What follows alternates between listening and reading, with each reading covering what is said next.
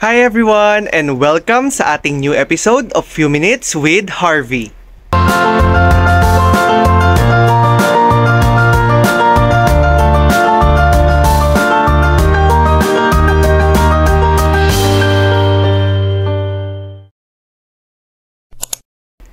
Hi guys, good morning. So today is 5 something pa lang, like 5:15 or 5:20.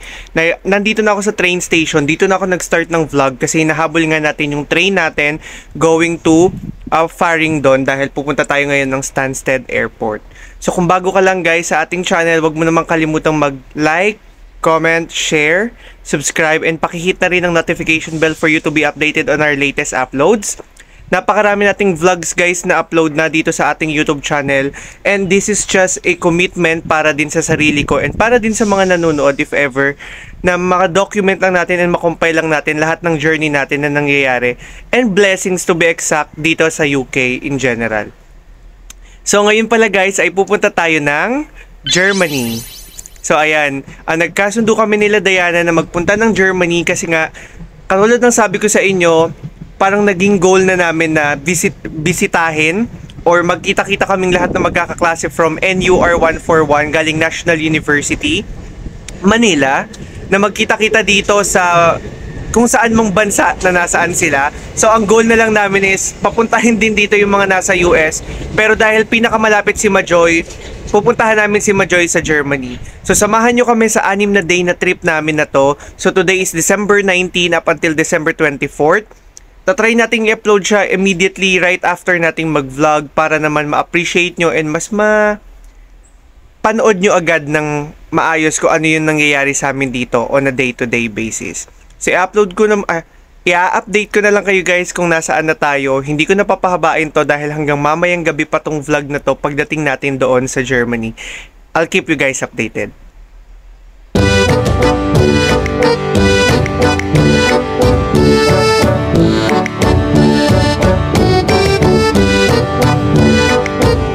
Ayan guys, andito na kami ngayon sa loob ng airport.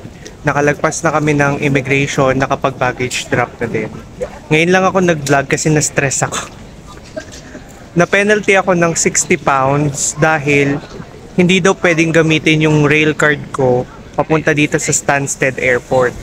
Sinabi ko dun sa teller na inalaw ako ng system and at the same time, may mga canceled trains kaya hindi nasunod yung inalat sa akin ng mismong company doon sa ticket mismo kung ano yung susundin ko makapunta dito from Red Hill. So ngayon, binigyan nila ako ng site kung saan ako pwede mag-complain pero tinry ko bukas pa daw. Anyway, sana maibalik. Kung hindi, okay, move on na lang. Ngayon, kasama ko na si Diana. Si Micah ay nasa CR din. Ngayon, nag-aantay na lang kami kasi 9:30 pa naman yung pinaka-flight namin going to Germany. Okay. Ngayon kakat muna tayo ng video, then maybe sa Germany na tayo mag-vlog ulit para hindi ganun kahaba yung vlog natin. Kasi baka umabot na naman ng 40 minutes and magreklamo na naman yung mga family namin sa nanonood dahil umaabot ng 1 oras. Daig pa namin yung movie. Okay, cut na muna natin.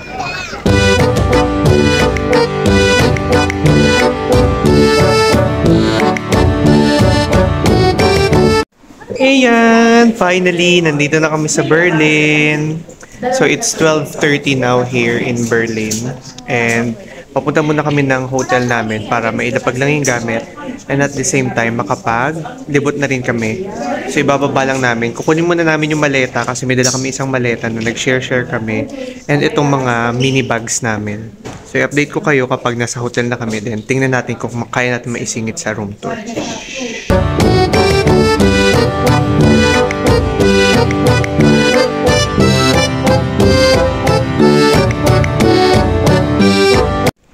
So after namin guys dun sa loob, yung airport terminal nila para lang siyang domestic terminal sa Pilipinas pero sobrang linis tsaka sobrang neat. So ngayon naghahanap kami, so papunta kami ng pinaka-center mismo. So ang ano namin ay S-Bahn.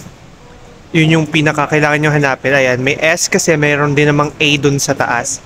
So ngayon, lakad lang kayo from dun sa terminal na binabaan nyo. Ito kasi ay Terminal 1. Then punta kayo dito sa second level, then kailangan yung bumaba. So pagbaba nyo dito, hanapin nyo lang kung ano mismo yung pinaka S-Bahn na kailangan nyo if ever like S-Bahn ba siya na 5, 6, 1, 2, 3, 4, ganyan. Then i-update ko na lang kayo guys. Sobrang malaking tulong dito yung Google Maps. Promise. Kasi dito sa ibang bansa, sobrang accurate ng Google Maps compared sa ibang app. Dito ayaw nila ng Waze. Although may Waze din naman. Pero dito mas accurate si Google Maps. Unlike sa Pilipinas na si Google Maps ay loko-loko kung saan-saan ka dadalhin. Dito sobrang accurate niya.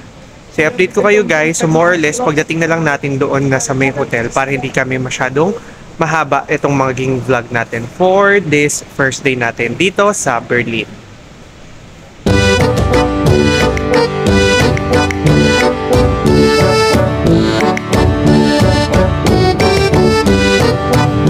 Hi guys! So, nandito na kami ngayon sa pinaka-hotel namin. Dito kami magstay sa Selina Hotel. And I can say na isa to sa mga pinakamagandang hotel na nastayan ko sa lahat ng gala ko. Bukod sa maayos kausap yung mga staff, sobrang approachable. Malinis yung room, malaki yung room. And at the same time, sobrang cozy niya. And talagang feeling mo nasa okay ka na hotel. Not unlike dun sa mga previous hotels, sa budget hotels. Isa to sa mga budget hotels na natuluyan namin pero sobrang okay na guys for the price. Aalamin ko yung presyo kay Diana din. Ilalagay ko na lang dyan para din aware kayo kung sakali. Lalagay ko din yung link para din mahanap niyo siya if in case gusto niyo magstay dito sa may Berlin area. So na mag-room tour tayo, pagpasensyahan nyo na kasi medyo magiging madilim siya dahil kulay yellow yung ilaw niya, hindi siya kulay white. Lalo na dun sa labas, and especially medyo gloomy yung weather, so talagang medyo madilim. So labas muna tayo, nandito ako sa CR, din papakita ko na lang siya sa inyo ulit mamaya. So ayan, ito yung pinaka main door, and then pagpasok mo immediately, ito na yung dalawang bunk beds. Okay naman siya. Sabi ko lang talaga sa inyo guys, madilim, kasi sobrang parang pampatulog lang talaga agad. Lahat ng ilaw kulay dilaw. Maganda siya, para siyang style nung inistayan ko dun sa France kasama si Diana. So syempre ako na naman yung dito, sila na naman dun sa queen size bed na pinagdugtong na dalawang single bed lang. So ito na yung pinaka main beds, kahit nakita nyo dyan sila. Ayan yung dalawang bed, may dehumidifier, may pre-breakfast, meron ding heater, and pag silip mo andyan agad yung pinaka yung pinaka-street yung labas. So, nasa city center lang din kami. So, meron ditong sampayan. And then, may mirror for you to see yourself. And ang kinagandahan dito, merong microwave. May kitchenette siya in total. May mga mugs din and cups. Sa Alexanderplatz. So, ayun. Yun pa yung advantage. Malapit kami sa Alexanderplatz. Yung TV station daw. Hindi ko yun alam. Sinabi lang ni Diana. So, ito naman yung pinaka-toilet nila. May shower. Mas maayos siya compared dun sa Campanile. May hair dryer, which is good. Kasi kailangan ko yan. And meron ding toilet itself. Pero wala pa din siyang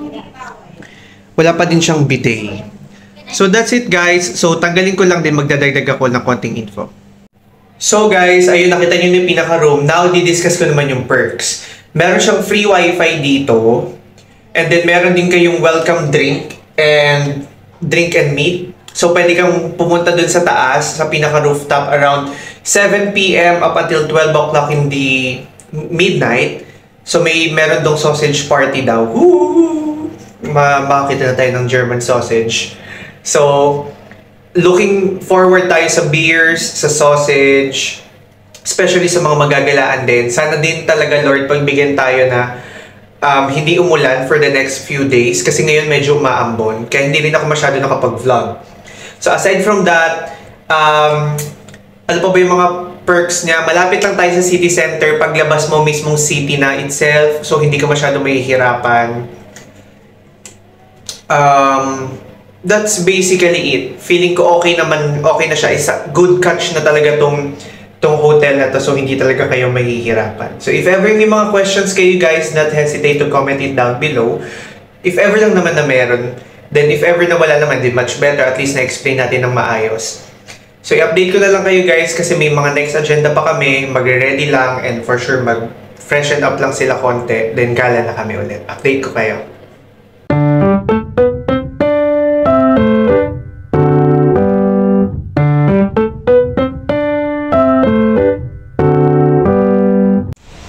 Ayan guys, nakalabas na kami. Ayan na naman. Yun na, meron pa ba ibang word na pwedeng banggitin bukod sa ayan na?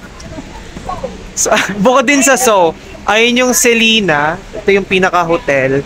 Then now, pabalik kami doon sa may U2 kung saan kami nanggaling for the train. So ito yung vicinity nung area namin. Tatry kong mag-montage ng mas maayos. Kasi yun yung ina-aim ko for this vlog. Mas maayos yung montage natin. Outfit check. Outfit check. Papakita natin yung picture ni Micah nung tulog siya. I-add ko dito. So, ayun yung vicinity. Ikat muna. Ikat muna natin. Then, i-update natin kayo kung saan kami mapapadpad. Start na kami maghanap ng German sausage. At saka, Christmas market. Baka may mapadpadan kami. May nakita kasi ako isa sa may... Saan yun? Alexanderplatz. Doon. So, doon kami papunta kayo. Puntahan muna namin yung mga nicho. Then, didiscussan ko kayo mamaya. Inaral ko yun. Okay, mamaya na lang ulit.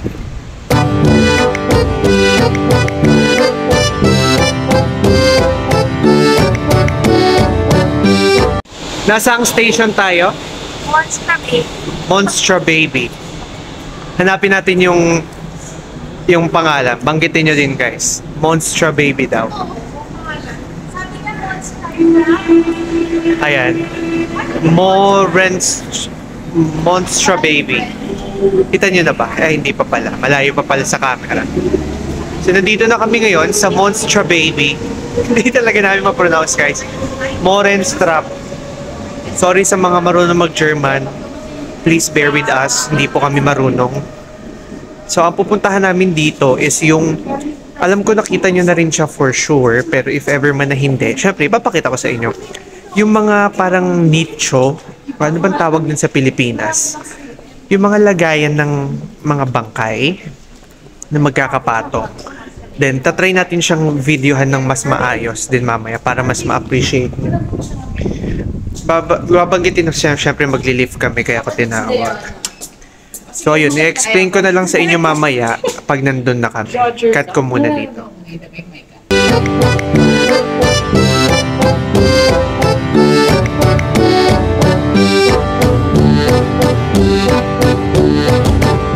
Pansin nyo ba guys?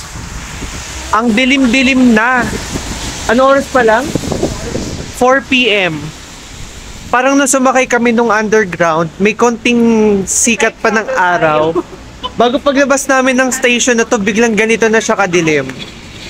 So hindi ko sure kung makakakuha tayo ng maayos na video, but then again, itatry natin para mapakita ko din siya sa inyo. Pero for sure na mamahanap nyo din siya sa ibang videos. Pero syempre, mas gusto ko yung sa akin yung makikita nyo. So tatry natin kuhanan siya ng maganda. Then para ma-feel nyo yung experience na sinasabi ni Diana na pag naglalakad kayo, kung ano yung gustong i-interpret doon ng gustong i-interpret doon ng artist doon sa art na yun. So cut ko muna dito, then gusto ko lang talaga ipakita sa inyo na grabe yung dinilim agad. Hindi ko lang sure kung ano yung register kapag in-edit ko na siya, pero feeling ko naman dito kita pa naman kasi kita pa naman yung mukha ko.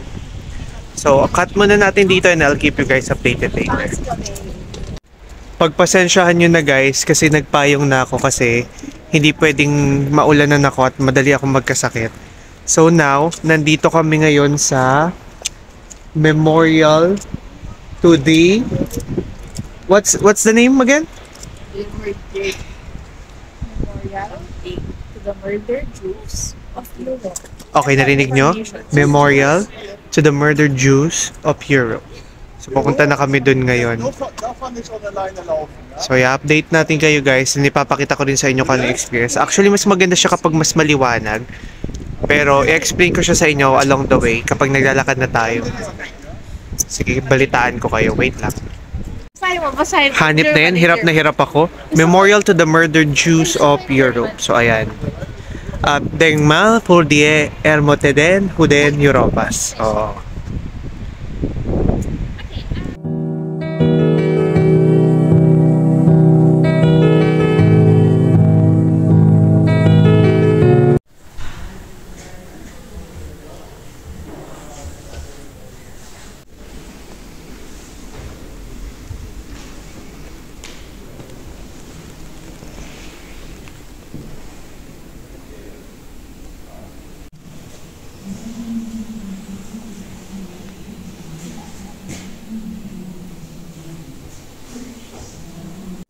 Grabe guys, kung makikita nyo lang to, hihinaan ko lang ha, pero ima-maximize ko yung volume nito sa pag-edit.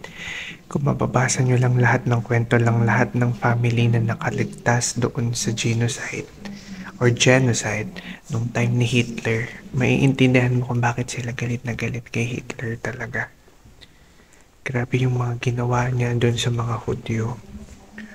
Although I don't know the whole story behind it, pero yung kwento is sobrang nakakaawa sila. Like, they have to hide for 6 weeks. And then, nung may isang nagsuplong, namatay lahat yung family, ang naiwan lang yung father.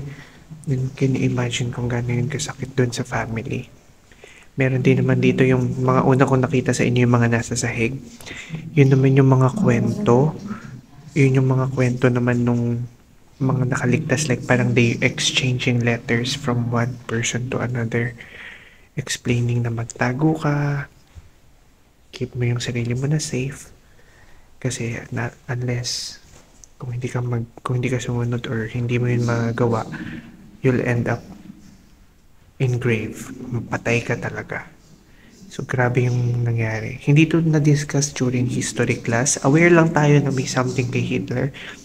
But in here, sobrang informative niya. So if ever guys, pumunta kayo dito sa area na to, yung nakalimutan ko yung the Memorial for the Murdered Jews, something. Itatype ko na lang ulit kapag sinipag ako. Pero for sure, alam niyo naman kasi pinakita ko dun sa umpisa kung ano yun. So pasok tayo dito sa kabila. Ito yung mga itsura nung nasa labas. Mga parang nicho siya, diba? Katulad nung mga ano. So medyo madilim na guys. Ikat ko na dito kasi hindi nyo na siya ma-appreciate maigi. Kung makikita nyo to guys, ito yung mga statements ng mga tao na kung ano yung ginawa sa kanila during nung time nung war. Ina-explain nila dito dito sa phone na to kung ano yung ginawa sa kanila, kung ano yung horrible story nila. Iba-iba yung iba-iba siya per tao. As in, ito yung statement ata nila. Try natin kung maririnig nyo. Threw the bodies down into the pit. In the pit, there were 2 men who stuck the corpses face down, one on top of the next, so that the head of one body was next to the feet of the other. I'm not sure guys kung narinig nyo, pero yung isang napakinggan ko, pinaghubad siya ng mga pulis, and then ginahasa siya. Yung isa naman ay pinaglaruan siya ng mga tao doon sa isang camp. Bago ito namang isa, yung lalaki naman is parang may pinapagawa sa kanya para maging tulong doon sa mga pinapatay. So, sobrang horrible niya guys. Hindi ko sure kung may ma-post akong picture. Although meron ako ma-post na yung nakikinig ako pero walang nakangiti siguro. Kasi it's inappropriate for you to smile sa mga ganitong stories. So anyway, habulin natin kung nasaan sila.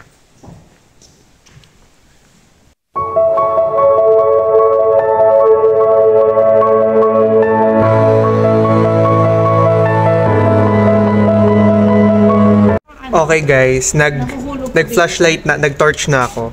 So andito tayo ngayon sa loob nung pinaka parang mga blocks. So yung feeling dito is kung makikita niyo siya and ma-appreciate niyo na parang ang interpretation nito is ito yung na-feel ng mga Hudyo nung time na i-murder na sila or papatay na sila. Like parang hindi nila alam kung saan sila papunta kasi kung makikita niyo endless yung daan. Ayan, from point 1 to point N. And palalim ng palalim yung nasa taas. So, hindi nyo siya ma-appreciate. Hindi nyo siya makita na So, pag parang yun yung feeling nila na parang habang lumalalim ka, habang nagpapas yung mga araw, is hindi mo alam kung ano yung kapalaran mo. So, yun yung interpretation dito. I am really not sure kung if I interpreted it right, pero ito yung sinasabi nila, ito yung na-catch nung pagkakaintindi ko doon sa sinabi doon sa baba. So, ikat ko na siya guys kasi medyo madilim na. We'll try to go back tomorrow para makakuha tayo ng mas maayos na litrato for Instagram. And you can check it out sa ating Instagram agad, which is John Harvey. So yun, maraming salamat. And ikat muna natin dito guys dahil meron pa tayo ibang pupuntahan. Hello guys! Nandito na kami sa Brandenburg Gate. Oh, ayan, nabanggit ko siya ng maayos. Brandenburg Gate. So, pupunta lang tayo sa harap, then imomontage natin siya. And feel na feel mo dito ang Christmas. Mas gusto ko yung Christmas light dito kaysa sa Christmas light sa Red Hill. Walang kwenta ang Christmas light sa Red Hill. So, papapicture tayo dito sa harap ng gate. Pakita ko siya sa inyo guys. Montage natin ha, tanggalin ko lang ako.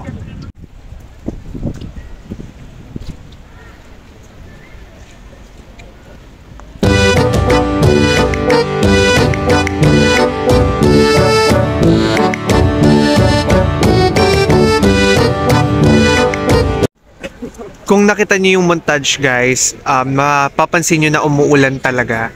Hindi naman totally malakas, pero ambon kasi siya na talagang pino, so kita siya every time na nagvi-video. I'm not sure kung kita dito, pero ayan no. Bago, ang hirap kumuha ng picture, especially sa iPhone. Dito din medyo nahirapan ako kumuha ng picture kasi kita yung mga apatak ng ulan. Masyado nung madilim even though it's just 5 o'clock pa lang ng hapon.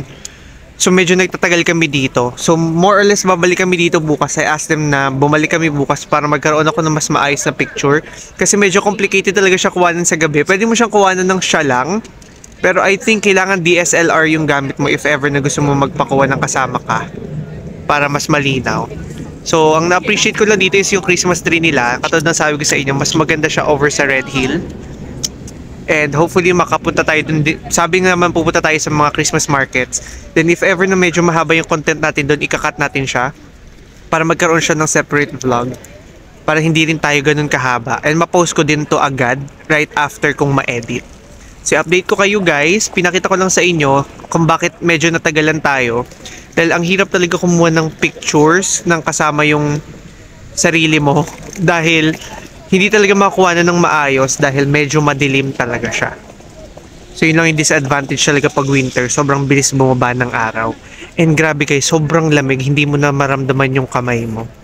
So maybe for tomorrow mag-start na ako mag-bonnet. Dahil feeling ko mas okay siya. And para hindi rin messy tingnan sa buhok. So ayun guys. Cut na natin dito and balitaan ko kayo kung saan kami mapapadpad after. Papunta na kami ngayon ng Christmas market and I'm planning na gawan siya ng separate vlog. So more or less ang makikita nyo dito is hanggang pagpaparating lang natin dun sa Christmas market.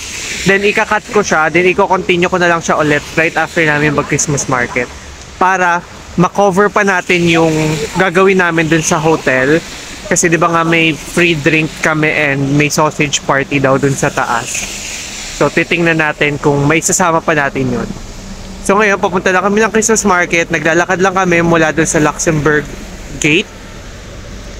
So ito yung feels niya kung maalala nyo yung friends natin. Na naglakad kami ni Diana. Nandiyan lang silang dalawa sa likod. Ayan. So, sila mga ay magpayong. Mga laking Brit na yata sila. Ako hindi ko talaga kaya guys kasi sisipunin tayo. And sobrang lalako sipunin, talagang matagal. So, ayan, yung vicinity nung pinaka-area nito. Instead na sumakay kami, naglakad na lang kami kasi sobrang aga din. Wala naman kami total agenda for today. Kundi maglibot lang talaga dun sa mga nasa vicinity para din mas ma-appreciate lang at hindi masayang. So, kumbaga parang laid back lang tong araw na to. Then tomorrow kami hataw. So, yun yung plan. May dalawa kami pupuntahan na Christmas market and then balik kami ng hotel. So, update ko kayo guys. Hopefully, ma-edit natin to immediately para ma-post din natin agad. Then, pagpasok natin, sasabihan ko naman kayo kung ikakat ko or hindi. Para at least, may idea kayo na, baka kasi putol yung mapanood nyo dahil hindi ko kayo naabisuhan. Okay? Mukhang baliktad pa ata kami ng nilakaran. Okay, sige. Mamaya na lang, guys. Bye-bye! Guys, yung nakikita nyo dyan sa unahan, yung Bahnhof Potsdamer Platz. Yan na yung parang isa sa mga Christmas market nila dito. So, ikakat ko yung video dito, pansamantala, pero hindi ko pa i-close yung vlog. Then, pupunta tayo doon sa Bahnhof Potsdamer Platz na Christmas market. And gagawa tayo ng separate content for that. So, see you in a bit, guys. And panoorin nyo na lang. Second, after ko pang matapos tong vlog na to, tsaka ko pa yun ipopost. Kaya, watch out for that vlog, okay? Okay guys, kakatapos ko lang nung isang vlog. Like literally, kaka-stop ko lang nung vlog na isa. So, balik na tayo dito. So, makikita niyo yung vlog na yon next day. For sure naman, ma-edit ko siya. Hopefully, may time. Hindi pa ako dapat lasing netong time na to. Ngayon naman, papunta kami ng Galeria Kufhof. And, magtitingin lang kami ng teddy bear na ibibigay ni Diana kay Majoy. So, pakita natin sa inyo and magdadagdag lang tayo ng konting content para naman bago tayo umuwi, medyo mahaba-haba yung video natin na mapopostin natin immediately pag na-edit na natin. Tatry ko i-edit siya agad. Hopefully, hindi ako malasing pag-uwi namin tsaka hindi ako ma-focus sa tong eats mamaya. So, tingnan natin kung ano yung laman ng kanilang parang department store dito. Guys, parang puro American brand yung nakikita ko. Tommy, Marco Polo, Esprit. It's giving nung Lafayette, guys. Kung napanood nyo yung ano natin, yung vlog natin sa France, yung huli naming day ni Diana, medyo katulad nito yung vibes niya. Pero hindi totally, kasi alam nyo naman yung interior nung pinaka mall na yon, like parang posh talaga. Ito may pagkaano pa yung parang may maa-afford ka. Ito yung mall na parang may maa-afford ka pa. Pero grabe, puro puro siya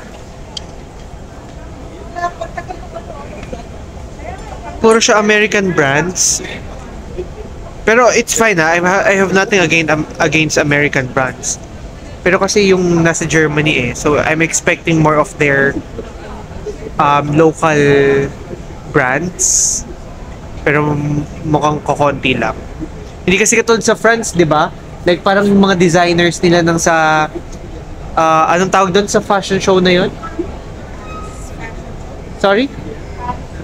Ayun, Paris Fashion Show or kung ano man. Mostly kasi yun yung makikita mo. Parang mukhang damit lang lahat. Ayan, may toy store na. So sa toy store bibilan si Majoy. Eto, why not ito? Magugustuhan ni Majoy yan. Alam nyo guys, feeling ko magkakasakit ako right after this trip.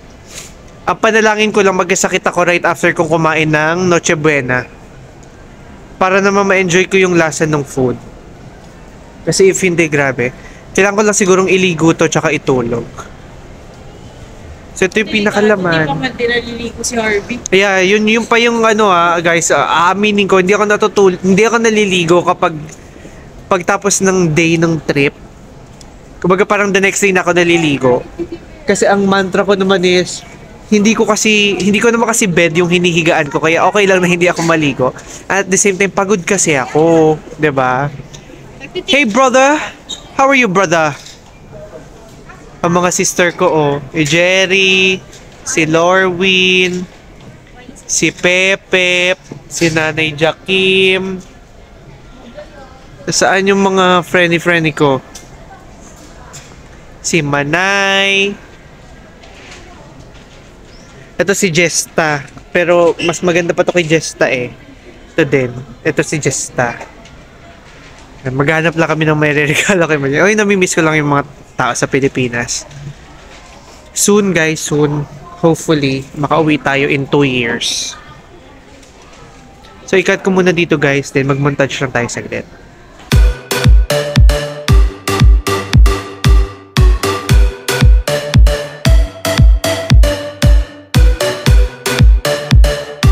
ayan, pabalik na kami ng hotel guys. And sandamakmak na lakad na naman. Hindi siya na. Hindi healthy itong mga yu na to. Yu. May lift kanina ayaw niya, feeling nga lax-lax niya pa. Sino? Si Micah. Anong lift? Nasaan? Ang kanina. Hindi ko Grabe. sinabi. Sabi mo kanina, ayan may lift. Ito nga yun. Hindi na. Medyo friendly naman tong country na to sa mga wheelies. Compared sa France na talagang mga wheelies? Like wheelies. Wheels. Ako akala ko sa mga wheelies. Ano ba yung wheelie? Ano ba yung inisip mong wheelies? So, andito na kami sa Falafel. So, magabang na lang kami ng underground train papunta sa Hankow. 3 minutes pa siya, guys. So, update namin kayo. Then, tingnan natin. Naakit tayo sa pinaka-rooftop para dun sa party. Dun sa sausage party at saka dun sa alak. So, dun na natin din i-end tong vlog. Then, i-edit ko na rin siya para ma-post na agad natin. Date ko kayo, guys.